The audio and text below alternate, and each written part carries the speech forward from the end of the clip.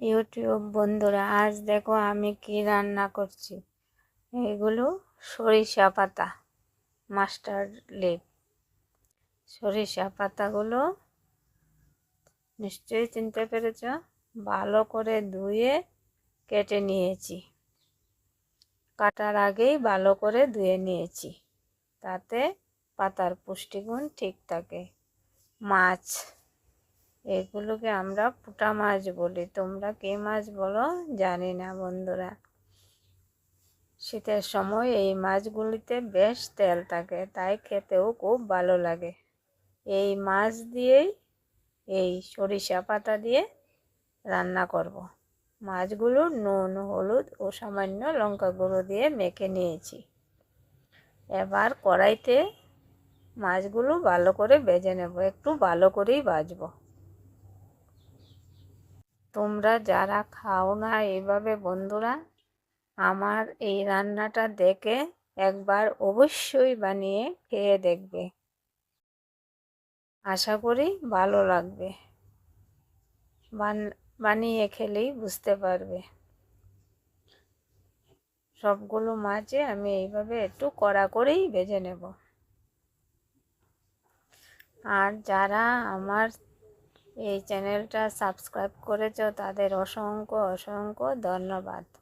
আর যারা সাবস্ক্রাইব করো নাই তাদের কাছে আমার অনুরোধ, আমার এই চ্যানেলটা সাবস্ক্রাইব করে আমাকে তোমাদের বন্ধু করে নেবে, তাতে আমার উৎসাহ বাড়ে। এবার তরকারিটা বসাবো, কীভাবে বসাই দেখো। পেঁয়াজগুলো প্রথম ভেজে নিলাম। এবার তেঁতু করা আদা, তেঁতু করা রসুন। শীতের সময়ে এইভাবে একবার সরিষা পাতা দিয়ে মাছ রান্না করে খেয়ে দেখো। এবার কেটে রাখা পাতাগুলো দিয়ে দিলাম। আর শাক সবসময় কাটার আগেই ধুয়ে নিলে শাকের যে পুষ্টিগুণ থাকে সেটা নষ্ট হয় না, আর কাটার পরে ধুয়ে নিলে পুষ্টিগুণটা নষ্ট হয়ে যায়। একটু ভালো করে পাতাগুলো দিয়ে একটু ভালো করে নেড়ে নিলাম। এখন নুন দেব না, নুন মশলা কিছুই দেব না, কারণ এগুলো পাতা, অল্পতেই এগুলো সিদ্ধ হয়ে কম হয়ে যাবে। দেখো সামান্যতেই কতটুকু ছিল আর কতটুকু হয়েছে। সরিষা পাতা, মাস্টার্ড লিভ। এবার তাতে দেব নুন, হলুদ গুঁড়ো, লঙ্কা গুঁড়ো।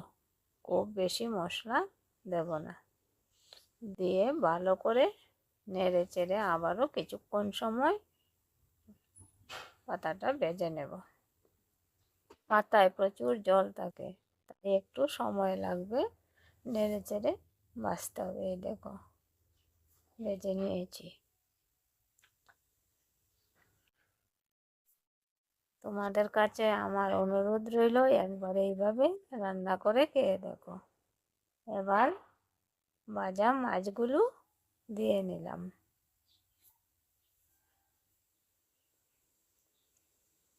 আর তোমাদের কেমন দেখতে তোমাদের কেমন লাগছে সেটাই কমেন্টে জানাবে। জিরা বাটা, এবার দিলাম জিরা বাটা দিয়ে নেড়ে নেব।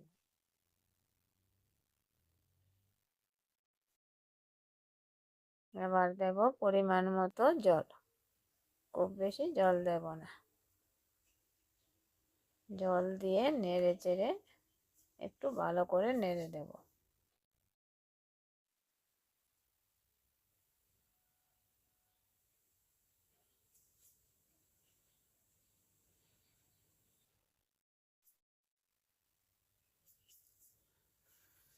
দেখো কিরকম লাগছে দেখতে বন্ধুরা।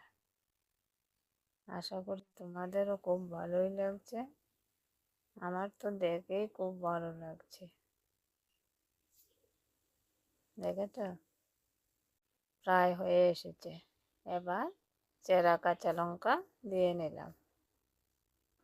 কাঁচা লঙ্কাটা একটু বেশিই দিলাম।